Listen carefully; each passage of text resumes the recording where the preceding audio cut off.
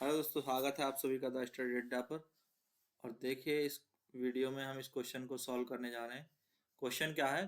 Question है मूल बिंदु 0,0,0 और बिंदु P को मिलाने वाली रेखा की दिक् कोजियां मतलब कॉस, है ना, वो ज्ञात करनी है। Cos alpha, cos beta, cos gamma. तो अब ये बिंदु है हमारा 0,0,0। ठीक है। अब यहाँ पर हम देखें तो 1,2,3, तो 1,2,3 जो बिंदु होगा वो यहाँ स्थित होगा, है ना। ये इसमें एक गए एक्स की दिशा में, फिर वाई की दिशा में 2 और फिर 3 ऊंचाई पर। तो यहाँ ये हो गया हमारा 1,2,3 बिंदु। ठीक है। और 0,0, तो ये एक रेखा हो गई हमारी। अब ये रेखा हो गई, देखिए यहाँ पर मैंने ये रेखा ड्रॉ कर ली। अब इसके कोण एक्स अक्ष से अल्फा, वाई अक्ष से बीटा कोण होंगे। एक्स अक्ष से ये अल्फा कोण बनाएगी, वाई अक्ष से ये बीटा कोण बनाएगी, और जेड अक्ष से ये जो है गामा कोण बनाएगी। तो तीनों हमें ज्ञात करने हैं। इसी को हम कहते हैं दिक् कोजियाएं, cos alpha, cos beta, cos gamma. तो देखिए सबसे पहले क्या दिया है।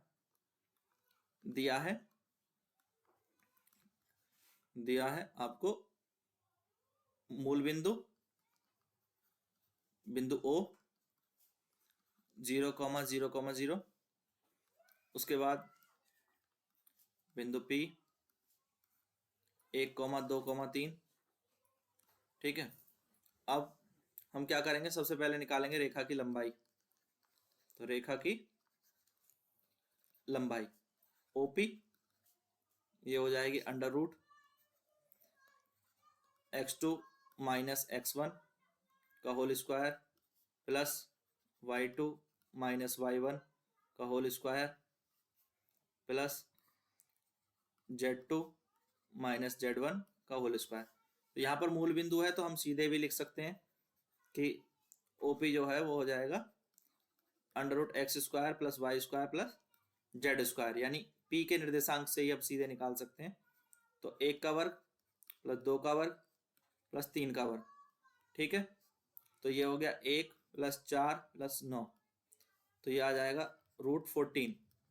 अब OP हमारे पास आ गया, तो हमें अब क्या निकालना है, दिक् कोजिया ज्ञात करनी है, अल्फा बीटा गामा। तो हमारे पास होता है सबसे पहले कॉस अल्फा। कॉस अल्फा क्या हो जाएगा, जो x का निर्देशांक है 1, ठीक है, अपॉन OP। क्योंकि मूल बिंदु से है तो बिंदु P को x, y, z माना जा सकता है। ठीक है। तो ये कंफ्यूजन नहीं होनी चाहिए।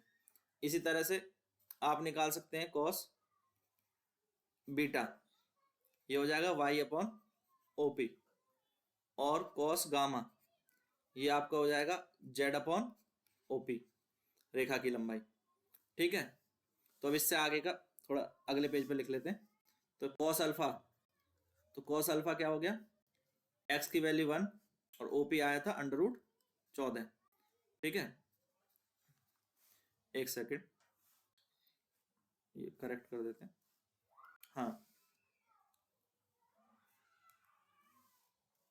यहां पे ये आ जाएगा। इसी तरह से कॉस बीटा ये आ जाएगा 2/√14। कॉस गामा ये आ जाएगा 3/√14। ठीक है। तो हमें क्या निकालना है, अल्फा हो जाएगा कॉस इनवर्स 1/√14। इसी तरह से बीटा हो जाएगा कॉस इनवर्स 2/√14, और गामा हो जाएगा कॉस इनवर्स 3/√14। यही हमारे दिक् कोजियाओं के मान हैं, ज्ञात हो गए। ठीक है। तो यही हमारा उत्तर हो जाएगा। क्लियर, ये आपका आंसर आ गया। वीडियो पसंद आए तो लाइक जरूर करें, शेयर करें, और चैनल पर नए आए हैं तो चैनल को सब्सक्राइब कर लें। Thank you guys, thanks for watching.